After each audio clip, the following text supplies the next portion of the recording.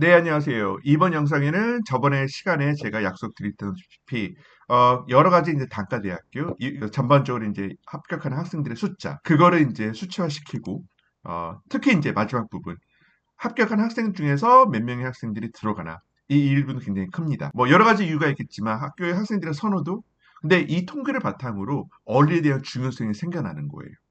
얼마나 학생들이 이 학교를 선택하면 들어가는지. 그래서 보시면 알겠지만 건축학하고 이제 아트 포트폴리오 요구하는 이 단과대학 같은 경우에는 이렇게 이일드가 매우 높습니다.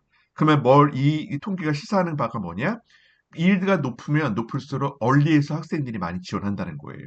왜냐면 얼리는 100%는 아니에요. 100명이 들어가면 100명이 합격을 받으면 그중에 대략 한 97명이 이 학교에 등록을 합니다. 그러면 이일드가 무려 97%예요. 그러면 여기서 질문이 있어요. 얼리 붙으면 무조건 가야 되는 거 아닌가요? 왜 3명이 빠지는 거죠?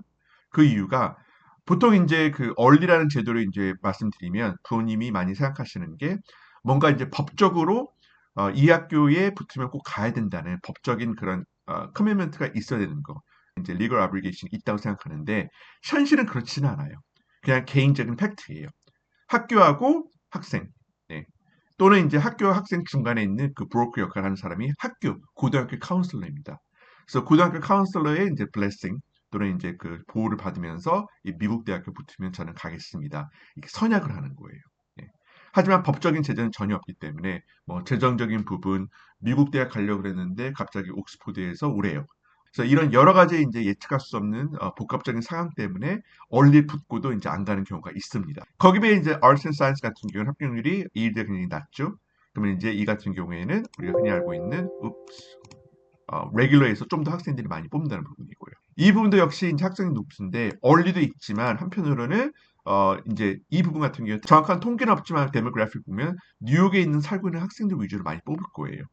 그래서 다시 들어가면 그러면 오늘 시간은 어떤 거? 제가 소개시켜 드린 건 이 부분입니다. Human Ecology.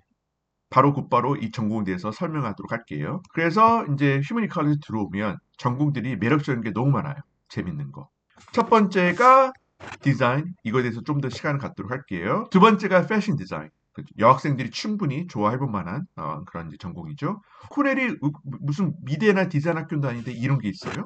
뒤에 보니까 패션 디자인 매니지먼트 여러 개 있고 심지어는 뭐 글로벌 퍼블릭 헬스 사이언스, 휴먼 바이오 그래서 이런 전공들이 있고 특히 이 전공이 아마 가장 인기 많은 전공 중에 하나일 거예요. 이렇게 좋은 전공들이 있고 이 전공을 추천하면 많은 학생들이 지원하지 않을까요? 하는데 막상 통계를 보면 휴먼 이컬리 같은 경우에는 지원 학생들이 많이 없어요. 전반적으로 등록한 학생들이 200명이 안 될 정도로 이제 작은 단과 대학교인데 여러 가지 있겠지만 what's the catch? 이렇게 특정 전공들은 포트폴리오 요구예요. 여기서 지원자들의 거의 80% 처음에 초기 지금 1월 달에 나 여기 전공 지원할래. 패션 매니지먼트 너무 재밌는 것 같아. 패션 디자인. 그 준비를 하려다가 포트폴리오가 있는 걸 보고 이제 기겁하고 이 학교를 이제 포기하는 케이스예요. 그래서 많은 학생들이 포트폴리오 요구하지 않는 에세이만 쓰면 되는 이런 휴먼 데벨롭먼트 또는 이제 글로벌 퍼블릭 헬스 이런 프로그램에 이제 학생들이 많이 지원해요. 이 전공도 그렇고요. 그만큼 좀 많은 학생들이 쏠리는 전공이기 때문에 제가 오히려 추천하는 거는 정말로 본인이 그러면 어떤 학생이 적합하냐? 첫 번째, 저는 스펙도 스펙이지만 아이디어가 좋아요. 굉장히 특별한 아이디어가 있고 그렇다고 해서 제가 막 아트 쪽으로 가지는 않지만 I want to do something with my creative design. 그걸 얘기한다면 첫 번째 학생이 이 부분입니다. 두 번째, 저는 환경 쪽으로 관심이 있어요. 근데 환경이 꼭 우리가 알고 있는 뭐 물 아끼고 또는 이제 오염 같은 거 그런 거 좋지만 일반적으로 human centered. 카네기 멜론도 비싼 전공이 있거든요. human centered 디자인. 좀 인간을 위한 인간의 그런 경험, 휴먼 experience를 조금 도와줄 수 있는 그런 전반적인 패러다임을 완전히 바꿀 수 있는 그런 전공 공부를 하고 싶어요.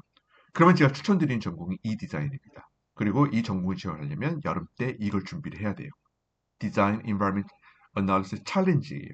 한번 볼게요. 네. 그래서 이 페이지를 보면 이렇게 4개 파트가 있어요. 근데 실질적으로 밑에서부터 볼게요.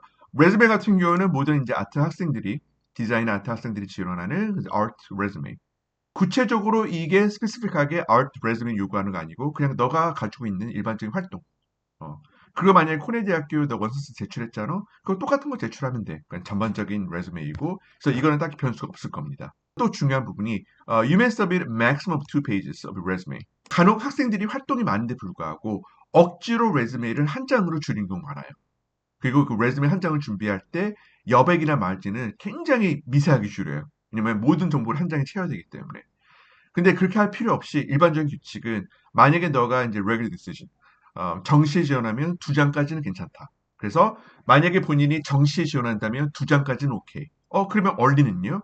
얼리는 3장까지는 괜찮아요. 예, 3장까지는 부담 없고 눈치 볼 필요 없이 업로드 가능하고요. 너무나 이뤘던 게 많아가지고 선생님 저는 도저히 4장 밑으로 줄일 수가 없습니다. 그러면 얼릴 때 4장까지는 가능합니다. 그래서 레즈메를 굳이 한 장으로 줄여야 된다는 그런 강박관념을 가질 필요는 없어요. 만약에 한 장 이상을 내면 미국 대학에서 안 좋아할까? 그렇지는 않습니다.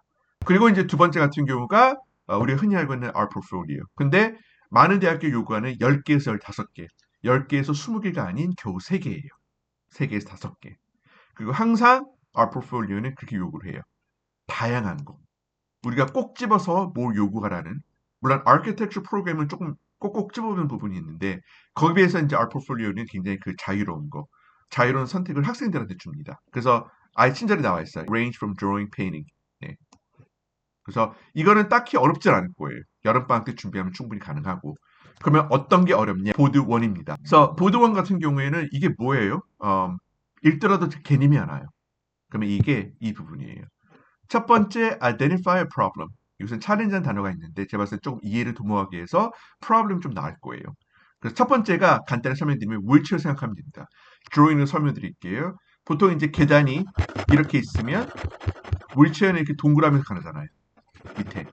이게 우리가 흔히 생각하고 있는 지금 윌체어 탄 사람들을 도와주는 부분. 이거를 효율적으로 좀 더 도와줄 수 있는 디자인이 있을까? 또는 툴이 있을까? 뭐 dolly가 있을까? 여러 가지 측면에서 이게 구상할 수가 있습니다.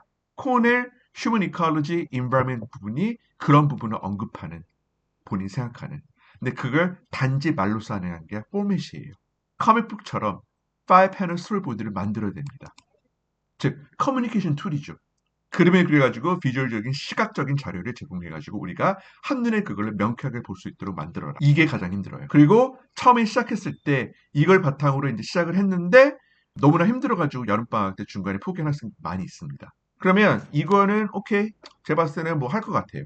물론 이게 똑같은 토픽이 이제 올해 여름 때 이제 오픈된다는 보장은 없습니다. 근데 아직까지는 이렇게 크게 변하지는 않았어요. 제가 봤을 때 부모님 입장에서 이걸 토대로 시작은 해도 좋을 것 같아요. 지금 이 시기에. 그럼 두 번째 어려운 게 뭘까? 두 번째가 뜬금없이 대놓고 AI를 사용해라. 그리고 본인이 프로세스 보드 원에서 했던 거랑 비교를 하렴. 왜 뜬금없이 AI 툴을 사용하라는 거죠? 그 불법 아닌가요? 미국 대학교 싫어하는데. 이거는 굉장히 클레버하고 현명한 게 코넬 대학교가 아예 노골적으로 얘기하는 거예요. 너희들 만약에 이거 없잖아? 그럼 보드 원 할 때 분명히 너희들 AI 도움 받을 거야. 그리고 비교 대상이 없잖아? 그러면 많이 혼란스럽지? 우리 어드미션 카운슬을 위해서 이 비교 대상을 만들어줘. 얼마나 더 생각이 투박하지만 굉장히 창의적인지 그걸 보고 판단을 할 거야. 하나의 컨트롤 그룹으로 이 요구를 하는 거예요. 이게 정석적인 방법이죠. 근데 미국 대학교 원하는 거는 지금 너 나이에 맞는 너의 시각과 너의 경험을 토대로 너만의 투박할 수도 그래도 너만의 창작인 그런 에너지가 담고 있는 번듯한 아이디를 보고 싶어. 네.